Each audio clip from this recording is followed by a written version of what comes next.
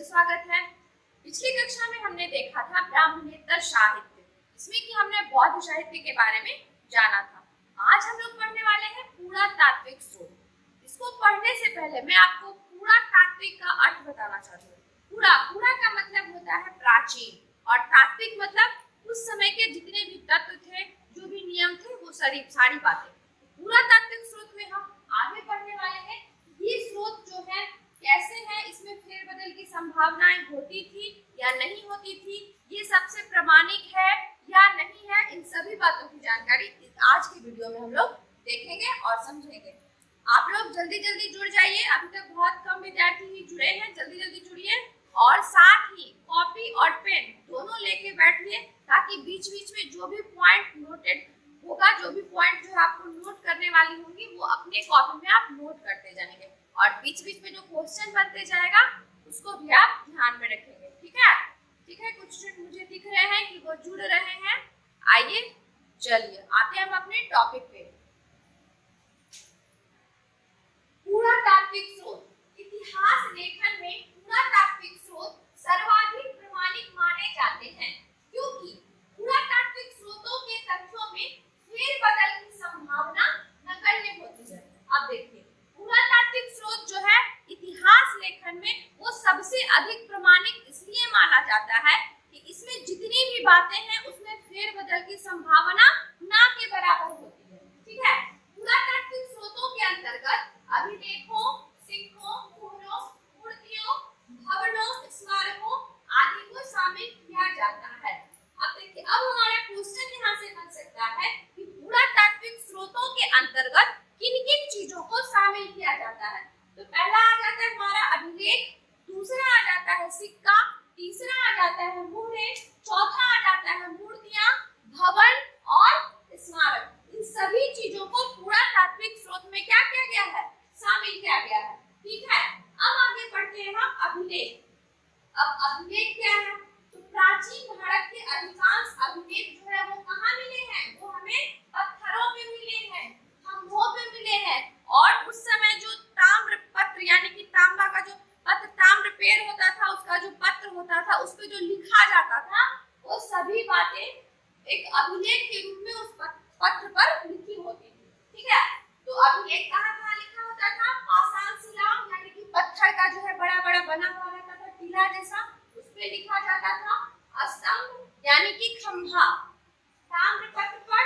उसके बाद मुद्राओं से यहाँ हमारा तात्पर्य है पैसा, सिक्का जो भी होता था उस पे अंकित किया हुआ रहता था उस समय के सम्राट का फोटो या उस समय की कोई प्रसिद्ध चीज होती थी, उसको वहां पे अंकित किया जाता था। ठीक है, उसके बाद पात्रों का मतलब हो गया बर्तन, दीवारों तथा प्रतिमाओं का मतलब हो गया मूर्ति। उस समय में जो मूर्तियां बनाई जाती थी, चाहे वह नर्तकी की मूर्ति हो, भगवान की मूर्ति हो या सम्राट की मूर्ति हो, तो उसपे जो उत्कीर्ण का मतलब होता है लिखा हुआ, पत्थर से नक्काशी करके उसे लिखा जाता था वहां पे। तो उस विभिन्न लेखों को किसकी संज्ञा दी जाती थी, उस विभिन्न लेखों को अभिलेख की संज्ञा दी जाती है और उसके अध्ययन को हम लोग एपिग्राफी कहते हैं। क्या कहते हैं, इसके अध्ययन को एपिग्राफी कहा जाता है। ठीक है, तो हमारा अभिलेख क्या है वो भी आप समझ गए। अब हम आते हैं अपने अगले टॉपिक, जिसका नाम है अभिधम्म पिटक। अभिधम्म पिटक जो है, इसके जो संकलन करता है वो है मोगलीपुत्तिश। ठीक है, अभिधम्म के संकलन करता है मोगलीपुत्तिश।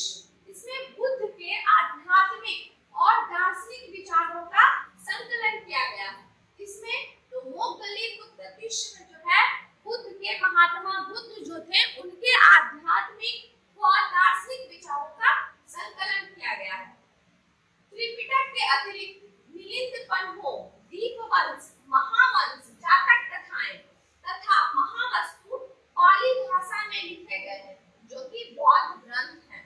ठीक है, उसके बाद आ जाता है हमारा हीनयान संप्रदाय का प्रमुख ग्रंथ कथा वस्तु है। महायान से जुड़े साहित्य को वैपुल्य सूत्र कहा जाता था और इसमें ललित विस्तार नामक ग्रंथ प्रमुख है, जिसे बुद्ध की जीवनी भी कहा जाता है। अब ललित विस्तार क्या हुआ? तो ललित विस्तार जैसे ललित कला होता है यानी चित्रकला, तो उसी के नामक जो ग्रंथ है जिसमें कि बुद्ध की जीवनी का वर्णन किया गया है। ठीक है, अब आते हैं हम जैन साहित्य में। जैन ग्रंथ की रचना प्राकृत भाषा में हुई थी। तो आप लोग नोट कर लीजिए, जैन ग्रंथ की रचना किस भाषा में हुई थी? तो प्राकृत भाषा में हुई थी। जैन ग्रंथों में परिशिष्ट वर्ग, भद्रबाहु चरित्र, आवश्यक सूत्र, आचारांग सूत्र, भगवती सूत्र, कालिका पुराण आदि प्रमुख हैं। अब देखिए जैन धर्म में क्या क्या प्रमुख है उसको भी आप नोट कर लीजिए। भद्रबाहु चरित्र, आवश्यक सूत्र, उसके बाद आ गया हमारा आचारांग सूत्र, भगवती सूत्र और कालिका पुराण, ये सब क्या है? प्रमुख है। किसमें? जैन ग्रंथ में। इनमें अनेक ऐतिहासिक घटनाओं की सूचना भी देखने को मिलती है। जैन साहित्य को आगम कहा जाता है। इसमें 12 अंग, 12 उपांग, 10 प्रकीर्ण, 6 छंद सूत्र, 4 मूल सूत्र और 1 नंदी सूत्र और एक क्या है? एक अनुयोग द्वार है। ठीक है, जैन साहित्य को हम लोग आगम भी कहते हैं। इसमें क्या क्या है? 12 अंग है, 12 उपांग है, 10 प्रकीर्ण है, 6 छंद सूत्र है, 1 नंदी सूत्र और एक अनुयोग द्वार है। ठीक है, जैन धर्म के प्राचीनतम साहित्य पूर्व कहलाते थे, जिनकी कुल संख्या 14 थी। जैन ग्रंथ आचारांग सूत्र से जैन भिक्षुओं द्वारा पालन किए जाने वाले भिक्षुओं के प्रकीर्ण पर निर्भर करता था। अब इस सेंटेंस को समझिए। जैन धर्म के प्राचीनतम साहित्य पूर्व कहलाते थे। ठीक है, और उनकी कुल संख्या कितनी थी? 14 थी। और जैन ग्रंथ आचारांग सूत्र से जैन भिक्षुओं द्वारा पालन किए जाने वाले नियमों का वर्णन प्राप्त होता है। तो जैन ग्रंथ आचारांग सूत्र जो है, इससे जैन भिक्षु जो भी नियम का पालन करते थे, जो भी उनका सुबह से लेकर शाम का एक रूटीन बना हुआ रहता था, उन सभी बातों का जो वर्णन है वो किसमें मिलता है? तो आचारांग सूत्र मिलता है, जो कि जैन ग्रंथ है। ठीक है, भद्रबाहु द्वारा रचित कल्प सूत्र से हमें जैन धर्म के प्रारंभिक इतिहास के संबंध में जानकारी प्राप्त होती है। अब भद्रबाहु द्वारा रचित क्या है? कल्प सूत्र है, जिससे हमें जैन धर्म के प्रारंभिक इतिहास के बारे में भी जानकारी मिलती है। ठीक, अब जो जैन धर्म है उसका भारतीय संदर्भ में क्या क्या उसका योगदान है, क्या तात्पर्य है, वो देखते हैं हम लोग। भारतीय संदर्भ में मध्य एशिया के बोगसकोई नामक स्थान से प्राप्त अभिलेख को सबसे प्राचीनतम अभिलेख माना जाता है। कहां से? मध्य एशिया के बोगसकोई नामक स्थान से। बोगसकोई नामक स्थान से जो प्राप्त अभिलेख है उसको सबसे पुराना अभिलेख माना जाता है।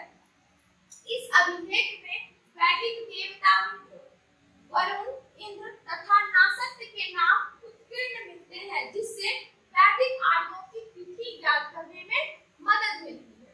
अब वैदिक आर्यों की तिथि क्या होती है? तो उस समय जो आर्य थे वो एक कैलेंडर, जैसे हम लोग का भी कैलेंडर चलता है, वैसे उस टाइम एक कैलेंडर चलता था। ठीक है, तो वो जो वैदिक आर्य तिथि ज्ञात करते थे कि कौन सी तिथि को कौन सा काम करना है या कौन से यज्ञ का हम लोग को आह्वान करना है, कौन से भगवान का आह्वान करना है, वो सभी बातें किसमें मिलती थी? तो वैदिक आर्य की तिथि जो है वो नासत्य के नाम से उस समय उत्कीर्ण मिलती थी वहां पे। ठीक है, अब आता है हमारा अगला पॉइंट। भारत में अभिलेखों के प्रचलन का श्रेय अशोक को दिया जाता है। सम्राट अशोक, आप सभी सुने हैं अशोक के बारे में। तो भारत में जो अभिलेख का प्रचलन था उसका सबसे पहला श्रेय किसको जाता है? अशोक को जाता है। ठीक, वह प्रथम शासक था जिसने अपने अभिलेखों के माध्यम से सीधे अपनी प्रजा को संबोधित किया। अब यहाँ से हमारा क्वेश्चन बन सकता है कि वो पहला शासक कौन था जिसने अपने अभिलेख के माध्यम से सीधे अपनी प्रजा को संबोधित किया? तो यहाँ पे हमारा आंसर क्या हो जाएगा? सम्राट अशोक हो जाएगा। क्या अशोक भी हम लोग जो ऑप्शन में रहेगा उसको टिक मार देंगे। ठीक है, अब जेम्स प्रिंसेप द्वारा सर्वप्रथम वर्ष 1837 में अशोक के दिल्ली टोपड़ा अभिलेख को पढ़ा गया। ये इम्पोर्टेंट है, अक्सर परीक्षा में पूछा जाता है कि सबसे पहले जो अभिलेख पढ़ा गया था अशोक का, वो किसने पढ़ा था, कौन से सम्राट ने पढ़ा था? तो वो जो हमारा आंसर होता है वहां पे जेम्स प्रिंसेप, अशोक के दिल्ली टोकरा अभिलेख को उसने पढ़ा था। सबसे पहले वर्ष 1750 में स्टीफन थैलर द्वारा खोजा गया अभिलेख दिल्ली मेरठ अभिलेख था। सबसे पहले वर्ष में कौन सा अभिलेख खोजा गया था? तो दिल्ली मेरठ अभिलेख जो था वो खोजा गया था। किसके द्वारा खोजा गया था? तो स्टीफन थैलर के द्वारा खोजा गया था। ठीक है, अशोक के अतिरिक्त प्रमुख शासक का अभिलेख का भी विवरण है जो कि अभी हम आपको बताने वाले हैं। आप चाहें तो उसको नोट कर सकते हैं।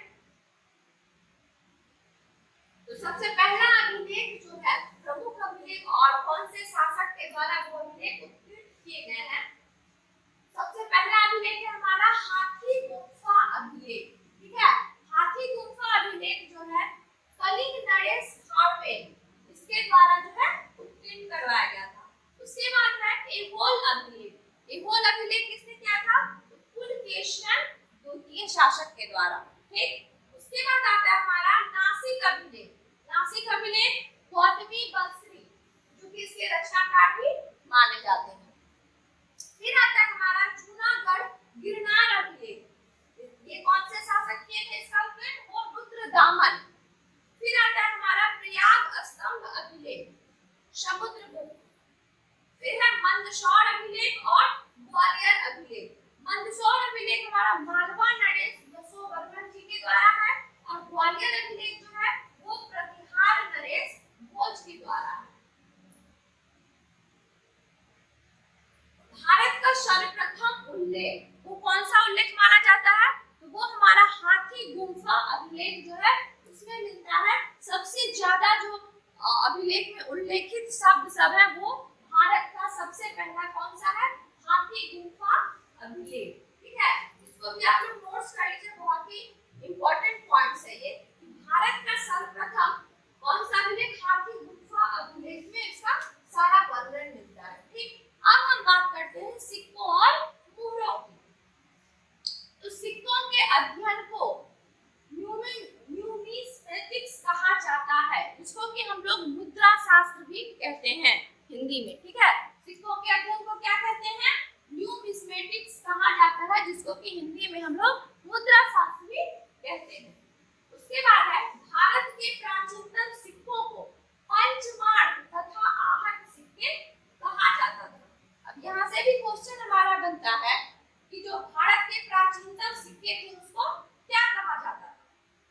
तो उसका जो हमारा आंसर आएगा वो हो जाएगा पंचमार्क तथा आहट सिक्के। ठीक है, जो अधिकांशतः चांदी तथा तांबे से निर्मित होते थे। भारत में पहली बार लिखित स्वर्ण सिक्कों को जारी करने का श्रेय हिंद यवन शासकों को दिया जाता है। अब देखिए, भारत में पहली बार लिखित स्वर्ण सिक्कों को जारी करने का श्रेय किसको जाता है? तो वो है हिंद यवन शासक को जाता है। इन सिक्कों से 40 से अधिक शासकों के बारे में पता चलता है। तो क्वेश्चन हमारा यहाँ से भी बन सकता है कि सबसे पहले स्वर्ण सिक्कों को जारी करने का श्रेय किसे जाता है? तो आप क्या लगाएंगे आंसर में? हिंद यवन। बिल्कुल सही, बहुत बढ़िया। आगे का पॉइंट है सर्वाधिक सिक्के मौर्योत्तर काल में बनाए गए तथा शीशे के बने सिक्के का प्रचलन सर्वप्रथम सातवाहनों द्वारा किया गया। अब देखिए, शीशे के बने सिक्के सिक्कों का प्रचलन सर्वप्रथम किसके द्वारा किया गया? तो सातवाहनों के द्वारा किया गया। उसके बाद सिक्के पर लेख लिखने का कार्य सबसे पहले किसने किया था?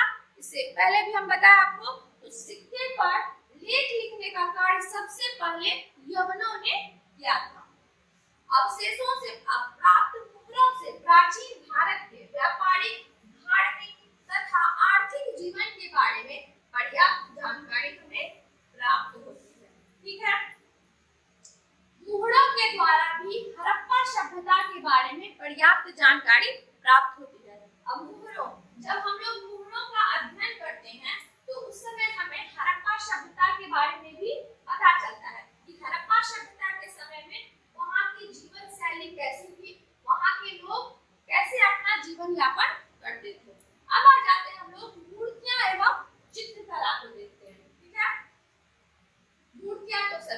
हैं कि हिंदू धर्म में जो है मूर्तियों का बहुत ही महत्वपूर्ण स्थान है। तो जो प्राचीन समय में पुरातात्विक स्रोत थे, उस समय मूर्तियां एवं चित्रकला कितनी विकसित हुई थी और इसके द्वारा सबसे पहले इन सब चीजों का उल्लेख किया गया था, वो अब हम लोग पॉइंट वाइज देखेंगे। मूर्तियां समाज के धार्मिक, सामाजिक तथा सांस्कृतिक चरित्र को प्रदर्शित करती है। हड़प्पा सभ्यता से प्राप्त मूर्तियों के द्वारा उसके विषय में पर्याप्त जानकारी प्राप्त होती है। ठीक है, अब देखिए हड़प्पा सभ्यता से प्राप्त, हड़प्पा सभ्यता भी जो हम लोग आगे के चैप्टर में पढ़ेंगे तो उसमें देखेंगे कि मूर्तियों के द्वारा ही हमें उस समय के लोगों के जीवन शैली के बारे में पता चलता है कि वो लोग कैसे आभूषण पहनते थे, कैसे कपड़े पहनते थे, क्या क्या खाने में इस्तेमाल करते थे, उनके रहने की व्यवस्था कैसी थी, उनका पारिवारिक संबंध कैसा था, ये सब किससे पता चलता है? ये सब उस समय के मूर्तियों के द्वारा हमें पता चलता है। ठीक, भारत में मूर्तियों का व्यवस्थित शैली के अनुसार निर्माण सर्वप्रथम कुषाण काल से भी आरंभ माना जाता है। भारत में मूर्तियों का व्यवस्थित शैली के अनुसार निर्माण सर्वप्रथम किसके काल से आरंभ माना जाता है? तो कुषाण काल से भी आरंभ माना जाता है। संभवतः सर्वप्रथम बौद्ध की मूर्तियों का निर्माण भी उसी समय में किया गया था। ठीक है, अब यहाँ पे आता है हमारा जो सबसे पहले बुद्ध की जो मूर्तियां बनी थी, कोई मूर्ति वृक्ष के नीचे है जब वो तपस्या कर रहे थे, फिर जब वो ज्ञान प्राप्त कर रहे थे, उस समय की जो मूर्तियां हैं वो उसी समय मिली थी। कब? कुषाण काल में सबसे पहले। ठीक है, चलिए बहुत बढ़िया, बहुत विद्यार्थी जो है जुड़ चुके हैं और अपने जो कमेंट भी जो है वो कर रहे हैं, अपने प्रश्न पूछ रहे हैं, और भी जितने भी नए स्टूडेंट हैं वो जुड़ रहे हैं। तो अपने सवाल जो है कमेंट बॉक्स में लिखते जाइए। साथ ही स्क्रॉल पे जो हमारा नंबर चल रहा है उस नंबर पे आप कांटेक्ट करके कोर्स की सारी डिटेल्स जान सकते हैं। और जो नए हैं वो फटाफट से क्या कीजिएगा, सबसे पहले हमारे चैनल को सब्सक्राइब कर लीजिए, जिससे जब भी हम अपनी क्लास जो है जो वीडियो देंगे वो सबसे पहला नोटिफिकेशन आपको चला जाएगा। साथ ही इसको लाइक कीजिए, शेयर कीजिए। ठीक है, चलिए आते हैं फिर से अपने टॉपिक पे। अजंता, एलोरा, बाघ आदि की गुफाओं से प्राप्त चित्रकला जो है वो तत्कालीन सामाजिक, सांस्कृतिक और धार्मिक उन्नति का पूर्ण आभास कराती है। ठीक है, अजंता, एलोरा, बाघ वो सभी जो है उस समय के समाज की सामाजिक, सांस्कृतिक और धार्मिक उन्नति का पूर्ण आभास कराती है। ठीक है, अब हमारा अगला टॉपिक है स्मारक एवं भवन।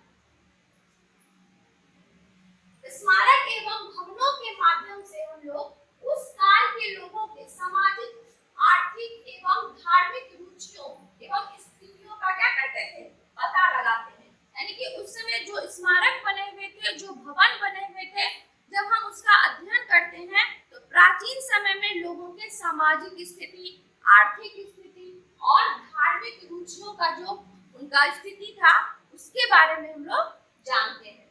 फिर आए विभिन्न स्थानों से प्राप्त मंदिरों से ज्ञात होता था कि उत्तर भारत के मंदिर नागर शैली में, मध्य भारत के मंदिर बेगर शैली में तथा दक्षिण भारत के मंदिर द्रविड़ शैली में निर्मित है। अब देखिए यहाँ से भी हमारा क्वेश्चन जो है एग्जाम में बनता है। जो मंदिर है, जो उत्तर भारत के मंदिर है वो किस शैली में है, मध्य भारत के जो मंदिर है वो किस शैली में है, तथा दक्षिण भारत के, ये जो आपका द्रविड़ शैली है, ये क्वेश्चन बार-बार एग्जाम में आता है कि दक्षिण भारत के मंदिर जो है वो किस शैली में निर्मित है। तो हम लोग पढ़ रहे हैं, हम लोग फटाक से ऑप्शन जहाँ में द्रविड़ शैली दिखाई देगा वहां पे हम लोग टिक मार देंगे। ठीक है, चलिए अगला पॉइंट है भारत के अतिरिक्त इंडोनेशिया के जावा द्वीप पर निर्मित बोरोबुदुर स्तूप तथा कंबोडिया में निर्मित अंकोर वाट मंदिर क्या है, उल्लेखनीय है। ये भी हमारा इंपॉर्टेंट क्वेश्चन है, अंकोर वाट का मंदिर कहाँ है? तो भारत के अतिरिक्त इंडोनेशिया के जावा द्वीप पर बोरोबुदुर स्तूप तथा कंबोडिया में निर्मित अंकोर वाट मंदिर उल्लेखनीय है। तो ये था हमारा जैन साहित्य। अब हम चलते हैं विदेशी विवरण, जो कि प्राचीन भारत के साहित्यिक स्रोत का पढ़ेंगे प्रागैतिहासिक काल, ठीक है। तो विदेशी विवरण में भारत में आने वाले विदेशी यात्रियों एवं लेखकों का वर्णन भारतीय इतिहास में हमें देखने को मिलता है। तो सबसे पहले यूनानी एवं रोमन लेखक जो है वो आए थे। तो प्राचीन यूनानी लेखकों में डेसियस तथा हेरोडोटस का नाम प्रसिद्ध है। हेरोडोटस से तो सभी परिचित होंगे, है ना। हेरोडोटस को इतिहास का पिता कहा जाता है। सबसे पहला जो क्लास था जिसमें मैंने आपको बताया था कि हिस्ट्री का अर्थ क्या होता है, हिस्ट्री क्या है और हिस्ट्री के पिता कौन है, तो उसमें मैंने आपको हेरोडोटस का नाम बताया था। हेरोडोटस को इतिहास का पिता कहा जाता है और इनकी पुस्तक जो है वो हिस्टोरिका में भारत एवं अरब के संबंधों पर प्रकाश डालता है, ठीक है। तो जो भी बच्चे न्यू है जो इस वीडियो को देख रहे हैं और इससे पहले वाले वीडियो को नहीं देखे हैं, तो डिस्क्रिप्शन बॉक्स में हमारा लिंक है, वहां से आप हमारा पहला वीडियो जो पहली क्लास हुई थी हिस्ट्री की वो आप देख सकते हैं। फिर अगला पॉइंट है हमारा सिकंदर के पश्चात 3 यूनानी लेखक। अब 3 यूनानी लेखक कौन थे? तो ये मेगास्थनीज थे, चंद्रगुप्त के दरबार में थे, और डाइमेकस जो तथा डायोनिसियस दोनों बिंदुसार के दरबार में थे। ये लोग कौन थे? ये तीनों यूनानी लेखक थे जो कि राजदूत बनकर भारत आए थे और भारत के बारे में विस्तृत वर्णन इन्होंने किया था। कौन कौन किया था? तो मेगास्थनीज जो चंद्रगुप्त के दरबार में थे, उसके बाद डाइमेकस तथा डायोनिसियस जो बिंदुसार के दरबार में थे। तीनों के तीनों यूनानी लेखक थे जो भारत में राजदूत बनकर आए थे और इन्होंने भारत के बारे में विस्तृत वर्णन दिया था। अब मेगास्थनीज के द्वारा इंडिका की रचना की गई। इससे पहले भी मैंने आपको बताया था कि इंडिका जो है वो मेगास्थनीज के द्वारा कृत है, जिससे मौर्यकालीन समाज एवं संस्कृति के विषय में हमें जानकारी प्राप्त होती है। इसी क्रम में प्लिनी द्वारा लिखित नेचुरल हिस्ट्री। अब देखिए नेचुरल हिस्ट्री किसके द्वारा लिखी गई है? तो प्लिनी के द्वारा लिखी गई है। नोट कर लीजिए इसको। प्लिनी द्वारा लिखित नेचुरल हिस्ट्री, टॉलेमी द्वारा लिखित जियोग्राफी तथा किसी अज्ञात द्वारा लिखित पेरिप्लस ऑफ द एरिथ्रियन सी नामक पुस्तकें उल्लेखनीय है। अब यहाँ से जो हमारा क्वेश्चन बनता है पुस्तक और पुस्तक के लेखक का क्वेश्चन बनता है, ठीक है। तो हमारा क्वेश्चन बन सकता है कि जियोग्राफी जो है किसके द्वारा लिखी गई है, या फिर टॉलेमी द्वारा जो लिखी गई पुस्तक है उसका नाम क्या है। तो हम लोग फटाक से ऑप्शन में देखेंगे, जहां टॉलेमी है वहां लगा देंगे ऑप्शन सही। अब अरब यात्रियों के बाद जो भारत आए थे वो थे चीनी यात्री। अरब यात्री तो चले गए, राजदूत बनकर भारत आए थे और उन्होंने जो भी देखा भारत में, जो भी पाया और जो संस्कृति उनको अच्छी लगी उसके बारे में उन्होंने एक विस्तृत वर्णन लिखित रूप में हमें देकर चले गए। उसके बाद आते हैं चीनी यात्री, ठीक है। अब चीनी यात्रियों ने क्या क्या लिखा और क्या क्या किया वो हम देखेंगे। तो चीनी यात्री भाई सबसे पहले क्या किए? तो चीनी यात्री जो थे वो बौद्ध मतानुयायी थे। वे भारत में बौद्ध धर्म के विषय में जानकारी प्राप्त करने के उद्देश्य से आए थे। चीनी यात्री क्यों आए थे भारत पर? तो वो बौद्ध धर्म के जो है मतानुयायी थे और बौद्ध धर्म के विषय में ही वो जानकारी प्राप्त करने के उद्देश्य से भारत आए थे, ठीक है। उसके बाद फाहियान चंद्रगुप्त द्वितीय के शासनकाल में भारत आने वाले प्रथम चीनी यात्री था। अब देखिए भारत आने वाला प्रथम चीनी यात्री कौन था? तो वो फाहियान था। और किसके शासनकाल में आया था? तो वो चंद्रगुप्त द्वितीय के शासनकाल में आया था। इसके द्वारा लिखी गई पुस्तक का नाम फुयुकी है। ये भी इम्पोर्टेंट है। वैसे तो आपको पीडीएफ मिल ही जाएगा, लेकिन कॉपी में अगर आप नोट करते जाएंगे क्लास के दरमियान में तो आपको याद होते चला जाएगा, ठीक है। उसके बाद वेनसांग की बात आती है। वेनसांग भी एक प्रमुख चीनी यात्री था जो कि 7वीं सदी में हर्षवर्धन के शासन में भारत आया था, ठीक है।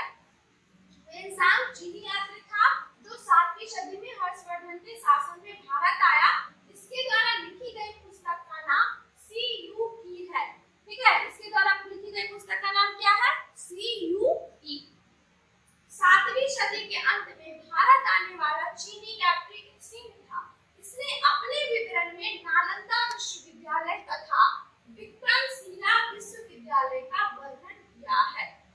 देखिए ये भी क्वेश्चन इंपॉर्टेंट हमारा कि नालंदा विश्वविद्यालय तथा विक्रम विश्वविद्यालय का जो वर्णन है वो कौन सा अरबी यात्री जो है, कौन सा विदेशी यात्री था, उसने किया था। तो इक्सिंग जो कि एक चीनी यात्री था, उसने ये नालंदा विश्वविद्यालय और विक्रम विश्वविद्यालय का वर्णन किया। ठीक है, अब आ जाते हैं हम लोग अरब यात्री की ओर। अरब यात्रियों जो आए भारत चीनी यात्री के बाद, उन्होंने अपना क्या क्या योगदान दिया, कौन कौन सी बातें उन्हें भारत में आने के बाद अच्छी लगी और कौन कौन सी बातें जो है उन्होंने अपनी रचना में शामिल की, वो देखते हैं।